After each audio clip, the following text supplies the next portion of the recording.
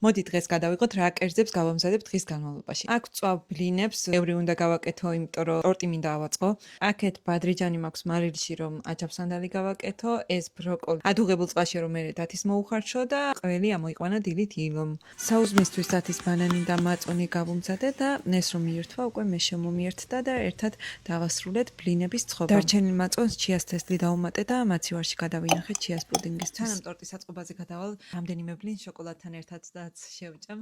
შოკოლადიანი ბლინები ყოველთვის მახსენებს ხოლმე შავი კლდეების ტბაზე ლაშქრობას, რადგან მაგ ლაშქრობაზე ჩემთვის და რამოდენიმე მეგობრისთვის აღებული მქონდა შოკოლადიანი ბლინები. ძალიან ტკბილად ვიხსენებთ ხოლმე ყოველთვის მაგ შესვენებას, როცა ეგ ბლინები მივირთვით ლაგოდეხის ნაკრძალში. ძალიან კარგი ლაშქრობა იყო, ულამაზესი ხედები, აი ესეთი ნისლები მთებზე და იმ ბლინებმა კიდევ უფრო ტკბილად დამამახსოვრა ეს 3 დღე. თქვენ რა წაგიგეთ ლაშქრობაში რამე ეგეთი განსხვავებული, არატიპიური, დარწმუნებული ვარ, ძალიან გემრიელად გახსოვთ. დავიწყე კრემის ამოყვანა, რისთვისაც მაცივარში მქონდა გაყინული კრემი. გამოვიდა ამასობაში. ტორტის აწყობას რაც შეეხება, იქნება მარწყვით, 1 ცალი ბანანით და კრემი, რა თქმა უნდა.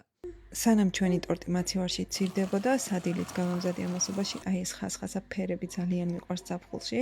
დათისაც გავუმზადე თავისი სადილით და ჩვენთან ერთად მიირთვა. ბროკოლი არის მისი ერთ-ერთი უსაყვარლესი ბოსტნეული და სულ ესე გემრიელად ჭამს. ეს კი ჩვენი დღის გემრიელი დასასრულია.